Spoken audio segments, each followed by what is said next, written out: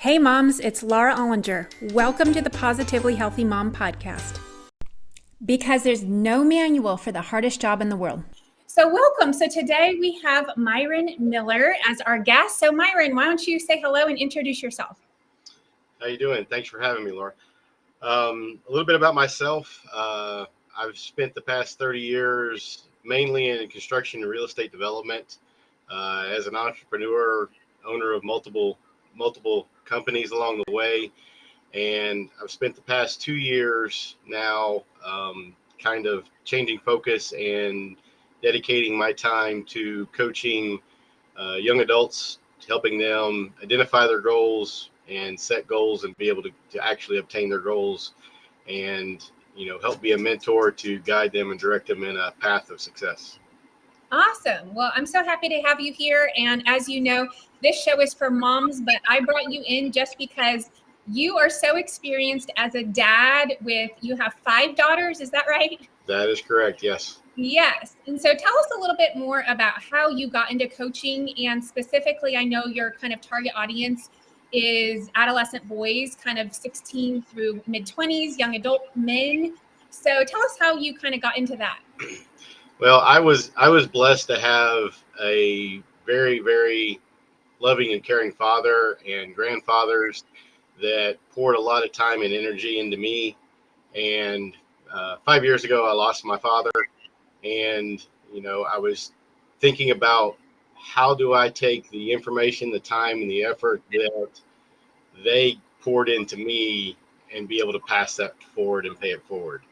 And that's when I came up to start doing coaching and to just help mentoring, young men to try to help them, give them some of the insights, the wisdom that was passed to me to where that information continues to move forward and bless others as it goes. Mm-hmm. And so you kind of like your initial kind of entry into that as far as who you were speaking with were, like, for example, some of your daughter's boyfriends and other kind of guy friends that were coming around the house. So you just got to have a lot of personal interaction with guys this age, right? I did. And my daughters now are 10 to 27 years old.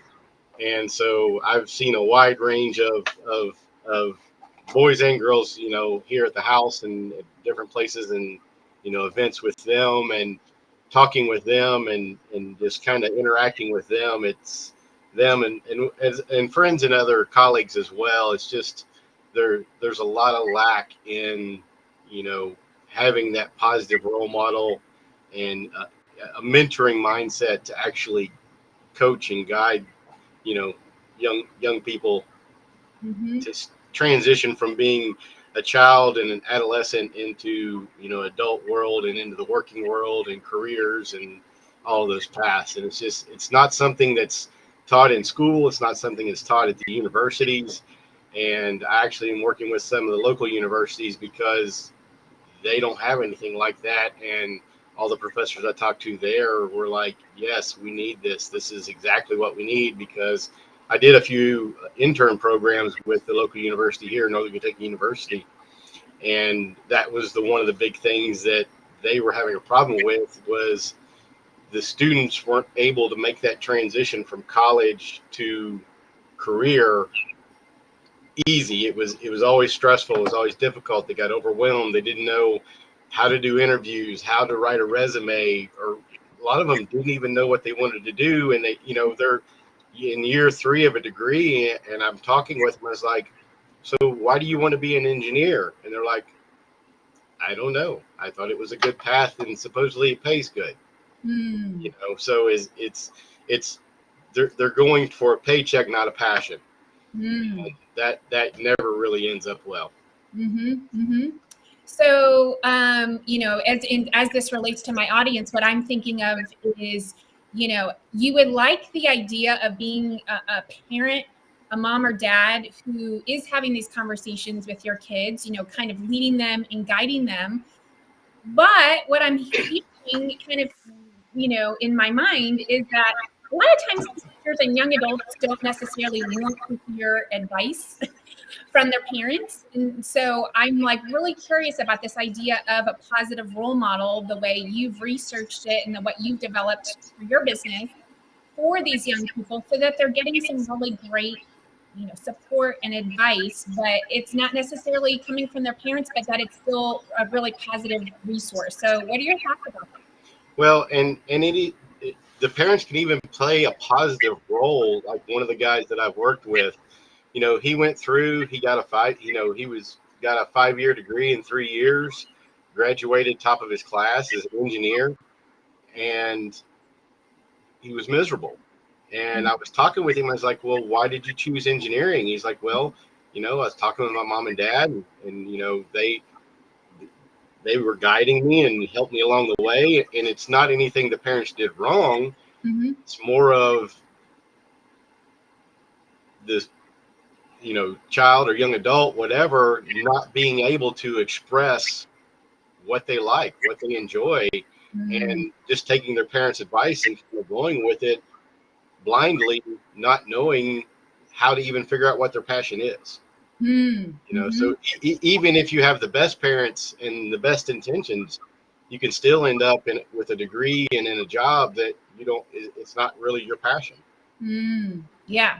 So I've heard you say the word passion multiple times now, and I'm very passionate about the idea of passion for kids and teenagers and all ages, really, because that's where really the energy comes from to do what you want to do. And so it doesn't feel like you're, pursuing something that doesn't interest you, doesn't excite you, and doesn't make you want to pull your hair out every day. So tell us more about this concept of passion, because you seem to be passionate about that. Well, I was lucky to be one of those people that knew at a young age what I wanted to do. And, I went after it. I saw that I wanted to be an architect, and that's the path I went. Most of my friends I went to school with and different people don't even work in the career that their degrees are in. And I would venture to say there's a large portion of the population that has a degree they don't even use anymore. And it's trying to figure out what that is early enough to where you can either get a degree in what you really want, or find out the degree you're headed towards is not what you want. And sometimes it's just as simple as sitting down and having a conversation of asking them, what do you want? What really do you want to do? And what makes you happy? And nobody ever really has that conversation really that much, surprisingly. It makes sense, because kind of being in the thick of it with teenagers right now, with my clients and my own kids, kind of what we're in the process of is, are we making good grades? Are we starting the college test taking process? Are we looking at the right schools? It's kind of like that next step is really the decision of where you want to go, but it doesn't always equate to thinking out more long term. Even though we might say, oh, well, this school is good for that, this school is good for that, but maybe we're not spending as much time focusing on guiding them towards this long-term idea of their goals, which is, kind of, I always say that where these three things intersect: your passions, your gifts, and your personality. Right there in the middle is where you should be spending as much time as possible, because that is where you'll make the biggest impact on the world, and you'll be able to just kind of feel like you're working, but it's not. It just feels so great to be invigorated and excited and enthusiastic about pursuing whatever that is. Does that resonate with you? It does completely. And one of the things I run into a lot now is with the access to so much information, everything's at your fingertips. It's almost overwhelming to figure out what you do like. And because there's so many options now of everything is literally in your pocket on your phone. You can look up and find anything on there. And it's so easy to access so much information. Sometimes it just becomes overwhelming on which direction to even go. That's actually a really great point, and it's something I'm currently working on with a teenage boy client, a 17-year-old. He says he had a free day. He had Sunday last week free. And he said he just didn't know what to do with himself. He said, I just started driving. And he goes, I didn't know where I wanted to go. I didn't know what I wanted to do. It's like he said he couldn't make up his mind because he didn't have what I described to him as the decision-making muscle. He didn't have that built to know himself in as far as what he wanted to spend his day doing. And so we're kind of practicing that skill of like getting to know himself, like figuring out who he is, what he likes, what he wants to do. It's just like his life had been so structured prior to that and so planned out every minute basically of every day. And then all of a sudden he randomly had this free day and he's like, I had no idea what to do with myself. And so I'm like thinking about it and it almost reminds me of what you're just saying. Like we have so many options and so much information just at your fingertips that it's hard for a teenager to kind of move through that and decipher through that, right? Yeah. And we get so much unconscious information that we don't realize we're getting every day through our phones, through TV, through radio, that almost guide you in a direction that you don't even realize you're being directed into. You know, whether you're scrolling on social media and all the different things that pop up on there, or you're watching TV or listening to the radio or music or anything like that, there's so much influence that just comes from that sets your subconscious mind into a pattern of whatever you've been watching or listening to where sometimes it's better off. I try to talk my clients into, you know, the first hour of your day, don't even turn your phone on. Just leave it down for the first hour you're awake. You know, get up, get your day started, and figure out what you're doing for the day before you turn the phone on and let your phone tell you what you're going to do today, or tell you how you're going to feel today, or what you're going to think today. You know, do it yourself. Use your own brain, your own mind to really set your day in the direction you want it to go, versus having it directed for you by a computer or, you know, outside influences. That is a really great thought, because I know we all are kind of an autopilot, and I can see how that would, you know, setting technology aside, it forces your brain, your prefrontal cortex, to come online and say, okay, what decisions do I need to make? What do I want to do? How do I want my day to go? Asking yourself all those questions instead of just kind of, you know, being mindless about it, right? I mean, how many times have you, first thing you did, you got up, you look at a phone, and there's an email of something that you didn't want to see first thing, and then your day is already sideways the rest of the day just because that's the way it started. Totally. You set your day up on a positive mindset. You plan it out the way you want it. You know, you've already got a plan set. Then you can turn your phone on, and then your brain is already running and can handle whatever's coming in better than just this massive overload. As soon as you wake up, you turn your phone on. I feel like that's such great advice for anybody, really, any age. Yeah. So, okay. So getting back to the concept of role models and positive role models, especially for, you know, this age group. And, you know, I know you specifically, you know, target working with boys, but girls can 100% benefit from this concept as well. But tell me more about, I know you have some research that like kind of gives evidence about why this is important. Can you tell us a little bit more about that? Absolutely. So, and it's funny, your TV show is directed to moms, and I would say over a third of the people that contact me are moms wanting advice or wanting to work with their kids. So it kind of is a really good fit. But as far as a role model goes, you know, kids, when they're very small, adolescent age, they're very, very influential, and they're looking for a role model.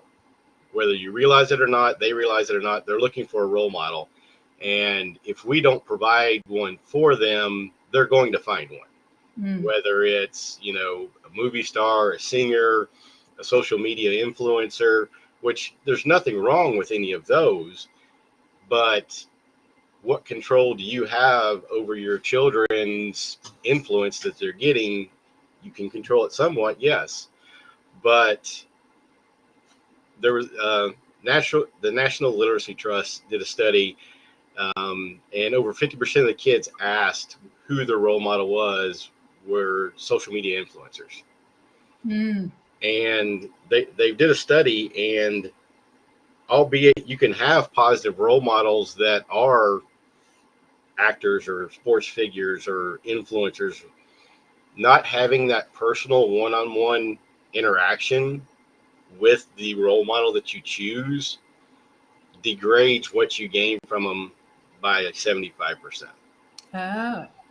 To whereas if you have somebody that you can actually communicate with, ask questions, or even just watch them and mimic what they're doing, on a day-to-day basis has so much higher impact. Because they're going to find a role model. Is it going to be a positive role model, negative role model? Who knows? One way or the other, they're going to find one. Whichever they choose, that's the path they're going to follow, because that's what we do as kids. We model the people that we look up to. And people that have a positive role model, studies have shown they have better communication skills. They have better conflict resolution skills, as far as if there's a problem or anything to interact with other people. If they've had a positive one-on-one interaction with a role model, they have a better ability to do that. Their general health is better. Their reading and school grades are better. Exercise is, if the person that they choose as a role model is somebody that exercises and eats right, the odds are that the kid following them are going to do the same thing. I mean, you always heard the saying, do as I say, not as I do. That doesn't work, because they're going to model what you're doing. I mean, if you come home and sit on the couch and eat a box of Twinkies, don't get me wrong, everybody likes Twinkies, but if that's what you do every day, the odds of them doing the same thing they're going to follow what they see. And there's a study done by University of Virginia, Charlottesville, and in conjunction with University of Michigan, Ann Arbor, that, a positive female role model for children, they have a higher and a better psychological well-being. They have a positive male role model, they have a better scholastic outcome, and better health and physical outcome. And those are just the two difference. And this goes for your moms, regardless of that, a female role model, preferably the mother, has a higher impact on the child than anybody else does. That's amazing. And whether gender doesn't really play a part in that, whether it's a boy or a girl, but the mom, if she is active and being a role model position, has a better and higher influence and impact on the child than anybody else. That's number one. Number two is the dad, and having the dad, the male influence and role model, is right up there with it. Go ahead. Yeah, I'm so glad you brought that up, because that's why I do the show, to be quite honest, because I know the power and the influence that as moms we have over our kids.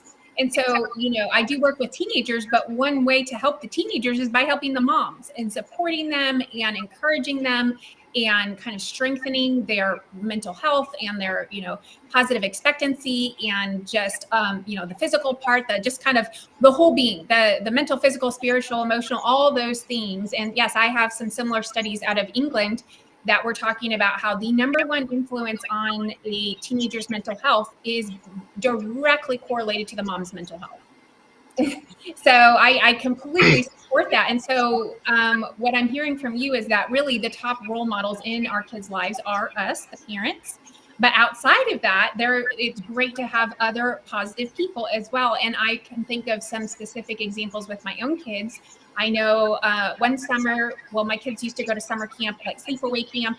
And there was one counselor that one of my sons had one time that made the biggest impact on my son. And just spending 2 weeks with that counselor really changed my kid's life. And really, he talked about him. He said, this is what he said to me. This is what we talked about. He told me about some of the really private conversations that they had. And I just realized how important and special that was to have that male role model for my younger son at the time. So I'm a huge advocate of this. And so how do you guide your kids to make sure that the person that they are, having as their role model is a positive one? Because so much, they get influenced by music and, what's cool, and, oh, this video game is cool, or this is cool, right? And so it's like, a lot of times that's real negative influences. And so it's pretty hard to come in and say, hey, we got to find someone more positive for you. Teenagers will just be like, that's stupid, mom. I don't want to hear that. Right. Like, it's kind of like everything that I suggest to teenagers, it kind of has to be their idea. You somehow have to plant a seed or place it so that they can go towards it instead of you pushing it towards them. You know what I mean? So how could you like gently, give this idea to a teenager? Well, about 10% of people will do what you tell them to do, but 90% will do what they tell themselves to do. Mm-hmm. And it's a challenge, and I commend moms. My wife, I don't know how she does it. You all have some magical superpower of being a mom, because you handle so many different tasks and so many different things all at once, and you don't go crazy. But two of the main things is, one, you're not there to be your kid's friend, you're their parent. Mm-hmm. And that's a hard one to deal with. Mm-hmm. And it's a very fine line, and it's a struggle to be a parent and not be a friend, but also have a relationship with your kids. And I always try to find a way to interact to where it's something that's engaging for them and something that is at least enjoyable. It doesn't have to be fun, but I mean, even the hardest things, whether it's doing chores or working around the house or anything, you can always make it fun. My wife, when her and the girls are like cleaning the house and whatever, they turn on music and they're laughing and dancing around the house and all that, but they're cleaning and doing work at the same time. So if you can find a way to make it interactive to where you're interacting with them, you can make it fun, but still accomplish the main goal that you're trying to do. You'll have a lot more impact and a lot more interaction with your kids that way, versus just say, nope, I got this guy, he's going to be a great influence to you, and you're going to go see him. You're going to hang out with him, and you're going to love him, and you're going to be. It doesn't work that way, because they're just going to, even if they go, they're just going to be totally shut off the whole time. Right. And it's going to turn it off. Yeah. Yeah, that's exactly that. So, which is why when I do meet with potential clients, I always do a meeting with the parents, and then I meet with the teenagers, and I tell them they have full veto power. If they don't like me, if they don't want to work with me, that is totally, the ball is in their court. And I let them know, because I want it to come from them. I want it to be their idea. And so what else, can we do to, keep these positive influences going, but not be so kind of direct and in your face? One easy way to do it is find out what your kid is actually interested in. Is it sports? Is it music? Is it dance? Is it, there's 1,000 different things out there. Find something that they're interested in, and then because even as parents, you still need outside influence and outside role models, so they get that interaction with other people and can interact with other people besides you once they grow up and leave. So if it's sports they're into, then go talk to the coaches of the teams. Find out, is it a good fit? Is that somebody that you want your kid modeling and being influenced by? And then once that, it's something the kid wants to do and enjoys doing, and that the adult influence that's coming on the other side is something that aligns with your values and your beliefs. So, a lot of people don't realize you can interview the coaches or the instructors or the teachers or whatever. You can go talk to them and say, hey, I want to bring my kid here to play soccer. Can we have a conversation just so I know what your guidelines are, what your rules, how do you coach? Are you a drill sergeant when you're coaching? Are you, everybody gets to play, and everybody, doesn't matter if we win or lose. It's just if we have fun playing the game, and whichever in that gamut aligns with your beliefs, then you just find the right fit for your kid with the coach and or whoever it is, to where you get that positive influence outside of the home that doesn't have to be you. I absolutely love that idea. I'm not sure many people really do that, but I think it's a great idea. And I think that, the idea should be spread a little bit more about that. I have one friend who, her daughter's a volleyball player in high school. And unfortunately, the high school volleyball coach runs the team in a way that my friend doesn't approve of. So she does weigh-ins for the girls, which in my personal opinion, I can't think of a more unhealthy thing to do for a teenage girl who is already body conscious. The last thing we need to do is, be looking at a number on a scale and be logging that each week. So she said, nope, we're not going to do this. My daughter is not playing volleyball here for the school. So she's doing a private volleyball team. And I really commend my friend for making that decision, because she did find out what was going on with the team, said that's not a good influence on my daughter. We're not going to do that. We're out of here. So I thought that was a great idea. But I love the idea of, just kind of speaking with these people. Who are they? How are you influencing my kid? And it doesn't mean, we're, putting you on, interviewing you, but it's more of just let's have an open dialogue. Let's have an open conversation. Let's work together as a team, because we're all here for the same reason. We're all trying to help our kids, right? Right. Exactly. Mm-hmm. Mm-hmm.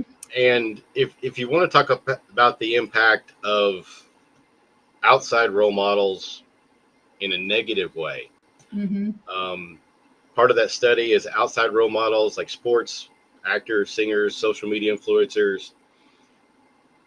Kids that had those as their main role model in this study, 52% had a higher odds of smoking, 40% had higher odds of marijuana use, and 56% had a higher odds of being involved in violence. And I know with our kids, we watch what they're doing online and, social media and all of that kind of stuff. But even with all the parental controls and everything, the algorithms and all that stuff is set up, you can't stop it all.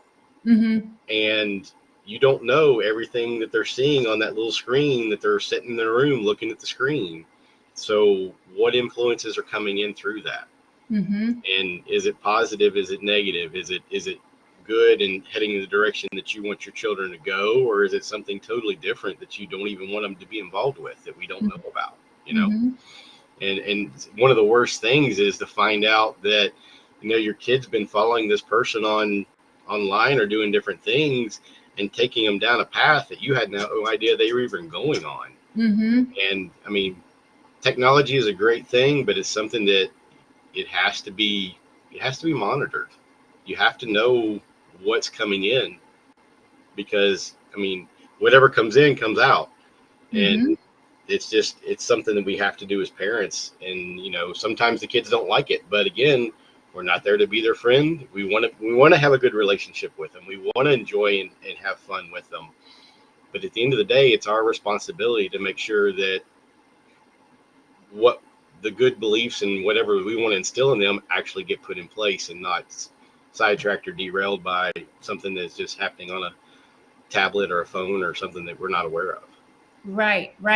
And I'm so glad you brought that up, because there is such this fine line of, there's the parents who are completely checked out and they have no idea and they don't even know and they don't care and it's just too much hassle.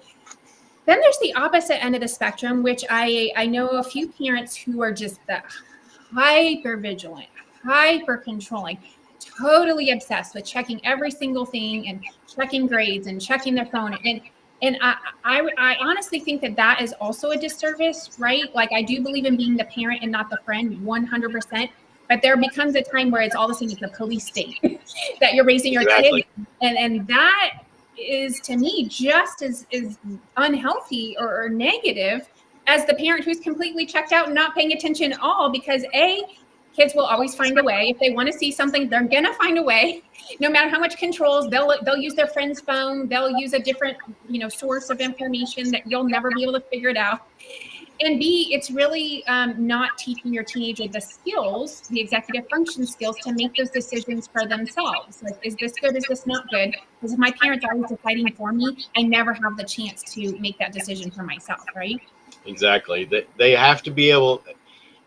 It all boils down to instilling values in your kids at an early age, to where as they get older and the possibilities of them being exposed to different things, they have the ability and the discernment to know, yes, that's right. No, it's not. Yes, I should do that. No, I shouldn't.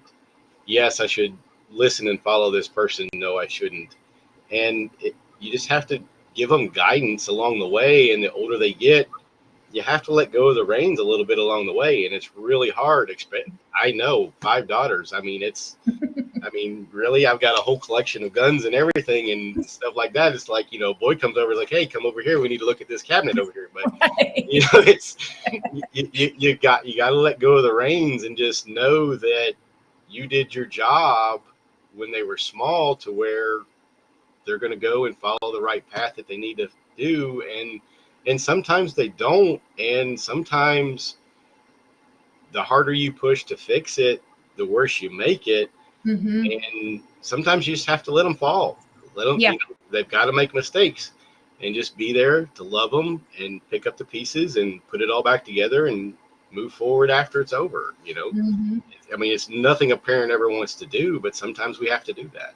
Mm-hmm. Mm-hmm. I think that what you just said is just like spot on with my beliefs about parenting as well. And I'm so glad you brought up the idea of values, because what that made me think of is we work so hard to try to teach them and show them the right way. And what we're talking about is sometimes, teenagers, they don't want to hear it from their parents, or they want to rebel because that's their nature. That's their job to kind of figure out who they are and their own identity and what they want. But what's cool is that it always comes back. So like I have my parents' voices in my head with the things they taught me.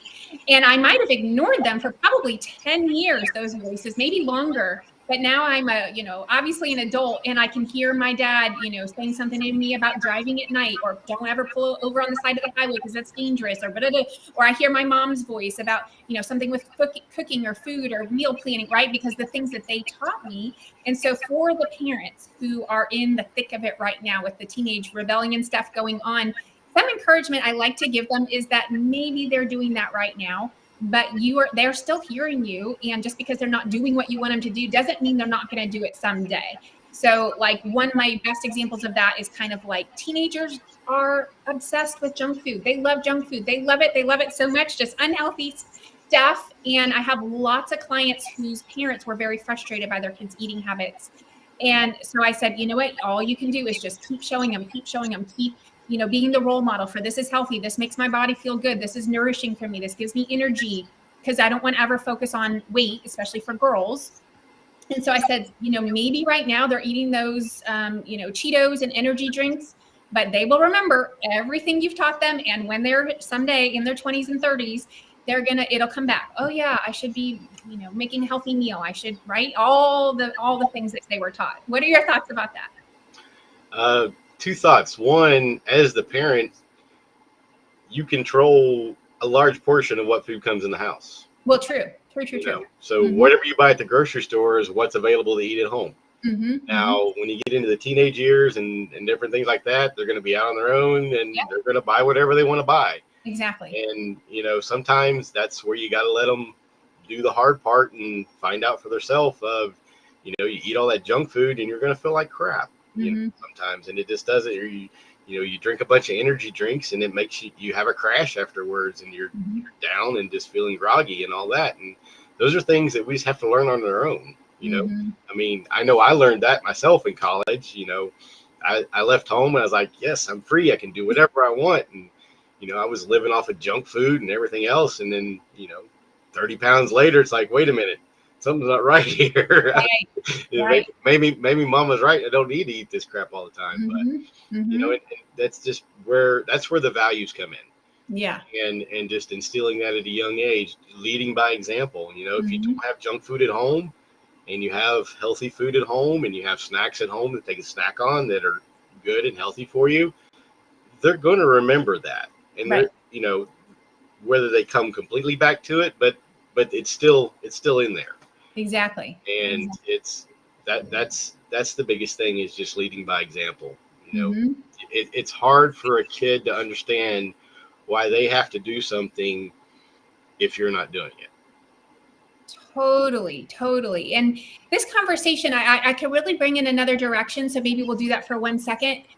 I also think that's true with, like, I don't want to talk about drugs so much, but more like the alcohol, right? So there's those parents who are kind of the party parents, and they're drinking alcohol every single day in front of their kids. And don't get me wrong, I'm not against alcohol. I love to have a glass of wine while I'm cooking or with dinner or something like that. But then they wonder why their teenagers, get really kind of hardcore down into that avenue.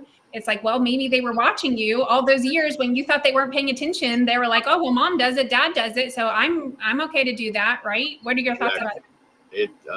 Alcohol, drugs, smoking, all of it, it's all the same, whether it's those things or whether it's the food you eat or how you interact with people, how you handle conflict. It's all the same thing. You're leading by example, whether it's what you say, what you do, how you act, what you eat, what you drink, what you smoke, any of those things. If you're doing it, you're telling your kids it's okay for them to do it too. That's so true. Just that concept of modeling. It's like we can't explain that enough, that is how important that is, that they're literally just absorbing everything that you're doing. So I'm going to pause my conversation with Myron Miller. If you'd like to hear more, listen to the next episode. Thank you for listening to the Positively Healthy Mom podcast, because there's no manual for the hardest job in the world. Don't forget to subscribe and share with your friends.